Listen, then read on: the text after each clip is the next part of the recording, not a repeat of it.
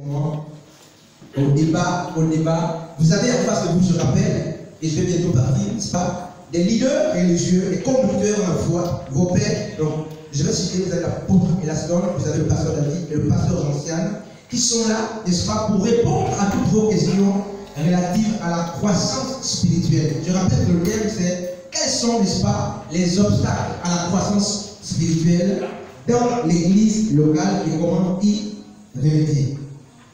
Le micro va être donné d'ici peu au leader.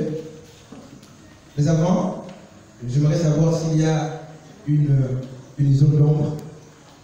Une zone d'ombre par rapport à l'enseignement que nous avons reçu. Voilà, donc, nous avons eu l'enseignement sur une semaine, et donc un mois et une semaine. On aimerait savoir s'il y a des zones d'ombre avant de consacrer les moments de débat. Est-ce qu'il y a à l'Assemblée des personnes qui n'ont pas compris certains points? Voilà. Les hommes de Dieu sont disposés à répondre à toutes les questions. Nous voulons juste rappeler que la sagesse, la politesse, voilà, le respect mutuel. Mais maintenant, les questions, posez-les en toute liberté. En toute liberté. Maman Maria? Là-bas. Sœur Joyce? Sarah? Voilà. Frère Nourdine? Frère Orphée? Sœur Chiron? Sœur Gaïla? Une zone d'ombre. Ok, Sœur Nancy? Maman Gwen? Zone d'ombre. Voilà, Maman Rebecca? Sœur Gwen? Frère Zahel? Pas de questions particulières, pas de zone d'ombre. Voilà, donc la question, le débat est ouvert. Voilà, on va donc donner les micros aux leaders religieux qui sont là, aux conducteurs qui sont là. Et nous allons d'abord consacrer à chaque conducteur 2 minutes, n'est-ce pas? Chacun aura la possibilité de nous dire, n'est-ce pas, en quelques mots, ce qu'il entend très vite à la croissance spirituelle, avant que la question, n'est-ce pas, qui nous rassemble ne soit posée. Donc, chers leaders, la question est posée. Que faut-il entendre, n'est-ce pas, dans le milieu chrétien, que faut-il entendre par la croissance spirituelle?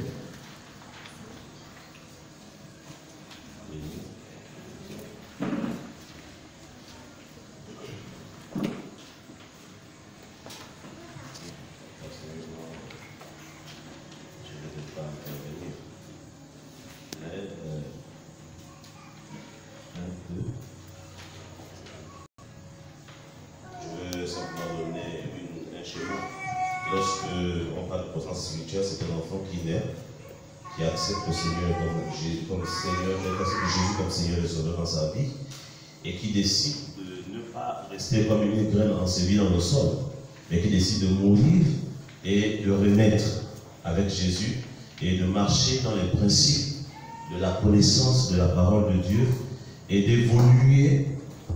d'évoluer dans l'obéissance, dans la soumission et dans les préceptes divins, qui vont simplement infuser en lui l'esprit qui se lève et la chair qui se soumet simplement à la qualité de la nourriture qui est donnée à cette personne-là au travers des Écritures, qui va simplement permettre à cette personne d'évoluer, de grandir et de comprendre l'essence même pour lui de marcher avec le Fils Jésus. Donc, une fois que cette personne-là est infusée dans la parole de Dieu, cette personne-là grandit dans l'esprit. Et cette personne-là est susceptible, par la connaissance qu'il a, de ne plus tomber dans les déboires, dans les vices dans lesquels il a grandi avant de connaître Jésus. Je veux ma parole. Merci à vous, on va continuer. La même question avec le pasteur David. Dans le domaine spirituel. La croissance, on peut bien constater que croissance veut dire évolution. Lorsqu'on parle de croissance, on parle d'une évolution. Évolution de quoi ou de qui? Ici, il est question du chrétien. Du chrétien d'une personne, on va prendre une personne déjà à l'état animal, donc animal, comme il a été enseigné ici, qui veut recevoir Jésus-Christ dans sa vie. Et lorsqu'il fait la rencontre de Christ, cette personne animale a reçu Christ et il devient une personne animale charnelle. Amen. Amen. Et lorsqu'il quitte l'étape d'animal charnel, il rentre dans le cadre de l'animal spirituel. Amen. Donc je suis là en train de donner les différentes évolutions d'une personne depuis le bas âge. On a dit, il commence par nébios. Ça c'est le premier niveau de la croissance. Une personne qui est encore nourrie au lait. Amen. Qui ne supporte pas encore les aliments solides, les aliments des grands. Amen. Et ensuite, la personne charnelle, c'est cette personne-là qui commence à recevoir des instructions un peu solides. Des instructions un peu, comment dirais-je, des instructions, il ne reçoit plus les rudiments du bas niveau, mais il reçoit les rudiments d'une personne qui rentre dans une autre étape de sa vie. Et pour terminer, celui qui rentre dans le processus de use, c'est celui-là, c'est ce qu'on appelle, pour l'appeler homme fait. Homme fait. Donc, nous devons évoluer pour aboutir à être des hommes faits. Donc, si, en tant que chrétien, on ne remarque pas une évolution, on ne remarque pas une progression, on ne remarque pas tes fruits, donc en un mot, le processus de croissance a été automatiquement bloqué. Et par rapport à cela, tu dois répartir depuis la base pour avoir des rudiments solides, des rudiments qu'il faut pour relancer l'évolution. Je vais m'arrêter sur ces mots pour ne pas trop étendre. Que Dieu vous bénisse. Merci beaucoup, pasteur. Ici, la croissance spirituelle d'un chrétien, on va dire, comme disait pasteur David, son évolution. Donc, son évolution au fil de son histoire particulière. Chaque chrétien a une histoire et qui est caractérisée d'une évolution. Donc, au fil de son histoire particulière, l'avancée en âge, on va dire, et les événements en principe qui caractérisent l'existence en fait d'un chrétien. Et cette évolution doit être repérable selon les œuvres de ce chrétien. Amen. Ok, donc pendant que maintenant la scène rose est en train de s'imprégner de ce que j'ai vécu, on va ouvrir, n'est-ce pas, le grand débat, voilà. Qu'est-ce qui fait obstacle aujourd'hui à la croissance spirituelle dans l'église locale? Et quelles peuvent être les solutions? Donc, je vais donner le micro au peuple. Voilà, il est revenu au peuple de poser toutes les questions qu'ils veulent, mais toutes les questions qui tournent autour de la thématique. Voilà, donc chacun aura la possibilité de poser toutes les questions possibles. Voilà, sur Nancy. Voilà, frère Azaël a une question. Qu'est-ce qui fait obstruction à la croissance spirituelle à l'église? Pourquoi la croissance spirituelle est-elle plus effective dans l'église?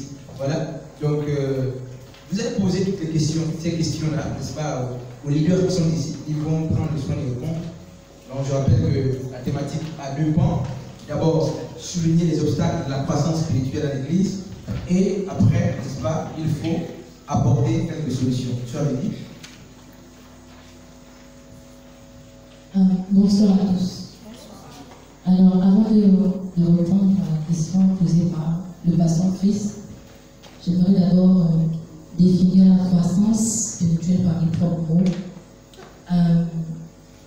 Déjà, la croissance spirituelle, d'abord la croissance est donnée à tout le monde, que ce soit païen ou chrétien. Tout le monde peut croître.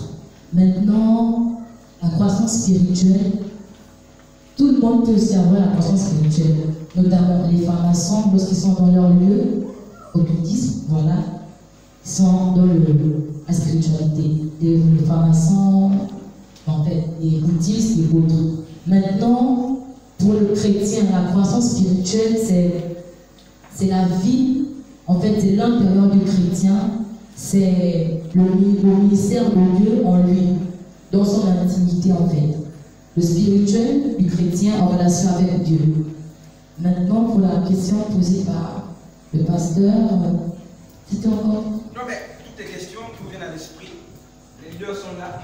Voilà, c'est vrai qu'il y a un terme qui est là.